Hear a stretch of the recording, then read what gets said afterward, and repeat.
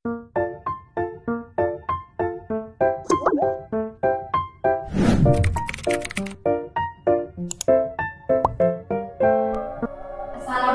warahmatullahi wabarakatuh. Halo sobat semua. Jadi di sini saya Nadifah Zahra Aulia di kelas 11 angkatan 2 akan berbagi sedikit ceramah mengenai kenakalan remaja di masa kini. Sadarkah kalian bahwa di berbeda era maka berbeda pula kenakalan remaja yang terjadi? Contohnya di era dulu aktivitas yang dilakukan para remaja nakal itu seperti membolos sekolah, berbohong kepada orang tua, melawan kepada guru. Tapi di era sekarang itu sudah berbeda, seperti banyak berita-berita hoax yang tersebar di media sosial karena pada zaman ini itu sudah canggih dan semuanya itu menggunakan handphone. Hampir semua prioritas itu ada di handphone. Jadi banyak-banyak berita hoax, terus saling caci maki antara remaja, terus saling ribut dengan bergantian memposting tulisan status pacaran di media sosial, terus judi online juga ada. Nah, perilaku itu di luar batas kewajaran sebagai seorang remaja pendidikan yang saya sebutkan tidak jarang berakhir menjadi tawuran, pertengkaran, terus pernikahan dini, hamil di luar nikah, serta pencemaran nama baik. Nah, jadi bagi seorang remaja sekaligus generasi bangsa, sungguh hal tersebut sangat memprihatinkan dan sangatlah merugikan bangsa Indonesia. Jadi teman-teman yang saya banggakan, beragam contoh perilaku kenakalan remaja yang terjadi pada era ini sekaligus digitalisasi seperti sekarang ini tentu disebabkan oleh banyak faktor.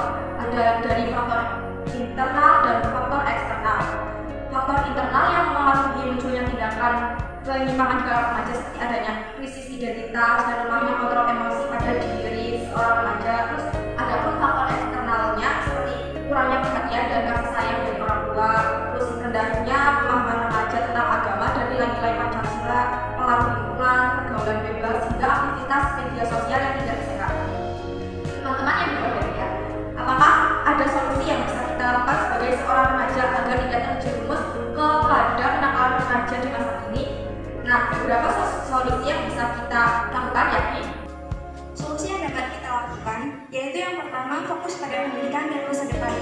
Ya, hal pertama yang harus kita sadari sebagai seorang remaja adalah kita adalah pelajar, itulah identitas dan jati diri kita.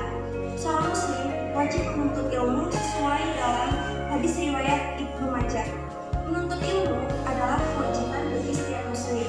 Maka dari itu, bagi seorang remaja yang cerdas, kita wajib menuntut ilmu, menambah keterampilan, mendalami ilmu agama, serta fokus menggapai masa depan. Solusi yang kedua, lebih dekat dengan orang tua. Tanpa bimbingan dan dukungan dari orang tua, anak remaja rentan terjerumus dalam pergaulan yang buruk. Orang tua wajib memberikan dukungan, perlindungan, serta bimbingan bagi para remaja untuk mengatasi munculnya kenakalan remaja.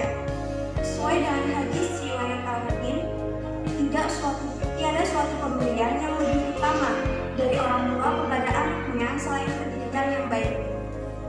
Maka darinya, mari kita pangkas hubungan renggang antara anak dan orang tua, tidak menutup-nutupi masalah, serta berbicara terbuka kepada mereka jika ada persoalan. Yang ketiga, yaitu dengan bijak dalam bersosial media. Media sosial itu ibarat buah mata pedang yang sama-sama tajam. Jika kita manfaatkan dengan baik, maka banyak kebaikan yang bisa kita dapat dari medsos. Sebaliknya, media sosial pula bisa merusak masa depan atau bahkan menghancurkan hidup seseorang bila dimanfaatkan dengan cara yang salah. Bermedia sosial hendaknya mematuhi adab seperti berbicara dengan kalimat yang baik seperti dalam Al-Quran surat Al-Ahzab ayat 70 yang artinya, hai orang-orang yang beriman, bertakwalah kamu kepada Allah dan katakanlah perkataan yang benar. Maka dari itu, mari kita bijak di media sosial, patuhi etika berkomunikasi di dunia digital, dan lebih serius di dunia nyata. Solusi yang keempat atau yang terakhir adalah membatasi pergaulan. Dalam memilih orang untuk dijadikan teman, kita juga perlu selektif. Memilih teman tidak sepenuhnya salah, karena kita juga butuh lingkungan yang baik untuk menjalani kehidupan yang lebih baik. Dalam hadis riwayat Bukhari dan Muslim, Rasulullah SAW pernah bersabda, permisalan teman yang baik dan teman yang buruk ibarat seorang penjual minyak wangi dan seorang pandai besi. Penjual minyak wangi mungkin akan memberimu minyak wangi atau engkau bisa membeli minyak wangi darinya, dan kalaupun tidak, engkau tetap mendapatkan bau harum darinya. Sedangkan pandai besi bisa jadi percikan apinya mengenai pakaianmu, dan kalaupun tidak, engkau tetap mendapatkan bau asapnya yang tak sedap.